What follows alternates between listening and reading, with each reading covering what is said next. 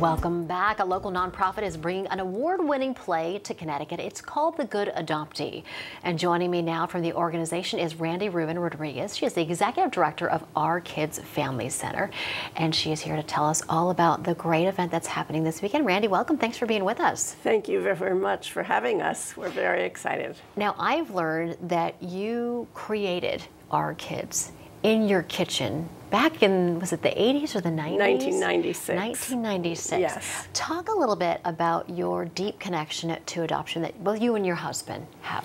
I think our real connection is to families and the stability of children growing up in permanent homes. We did not set out to adopt any children. We decided to become licensed foster parents, and through that experience recognized how important stable upbringing was for children's well-being. And what does the organization do? So we provide permanency, safety, and stability for vulnerable children and their families. The majority of our children are involved with the Department of Children and Families and are living in out-of-home care, be it foster care or kinship care. And hopefully through the great work of the staff that we have, they work very hard to try and reunify children whenever possible. When not, then we assist those children transition into pre-adoptive or kinship families for stability.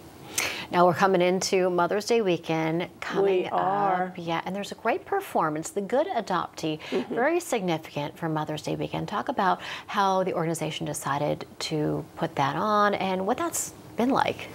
So this is our second time presenting The Good Adoptee. The first time was during COVID. And Suzanne Bachner, the playwright, has written this amazing autobiographical journey of hers in trying to search her original birth certificate and her birth family. And for us, we became involved because we were active with advocating for passing legislation in the state of Connecticut for adult adoptees to secure their original birth certificates, which we were successful in 2 years ago. So there are going to be two performances coming up this weekend, Friday and Saturday, Correct. right? And how would people go about getting tickets? They can go to Cabaret on Main's website, and tickets can be purchased through their website. I think that's probably the simplest. And the performances are Friday at 7, doors open at 6:30, and then again on Saturday at 2 o'clock, doors open at 1:30.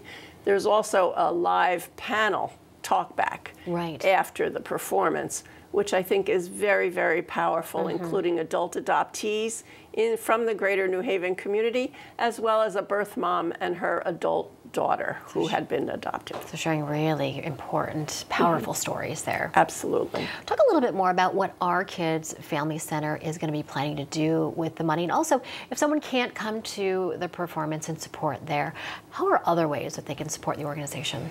Well, the reason we decided to present this play, and particularly around Mother's Day, because mothers and children, it's such a strong natural bond, we have completed a $4.2 million capital campaign and now have a beautiful wing that we are trying to fund specifically for adoption services, both adult adoptees, young adult adoptees, and adoptive families and pre-adoptive families who are interested in adopting children.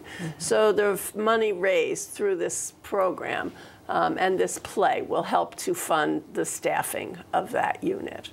And there are other ways that people can help as well. Yes, they can go on our website, ourkidsct.org, and donate. We appreciate all donations, regardless of size, and can always feel free to give us a call. We are also searching for board members and work group members who may be interested in being involved with us in an advisory capacity. So there are lots of opportunities in many different ways. Right, so the need is definitely there if people want to find a way to get involved and support. Absolutely. 4,500 children in Connecticut are residing in out-of-home care. So the need to have them in permanent, stable, safe families is critical right now. All right. Well, thank you so much for sharing this information with us. And we'll have information on the performances on our website. Great. Thanks so much. Thank you very much. We appreciate it. And thank you for what you're doing with your organization.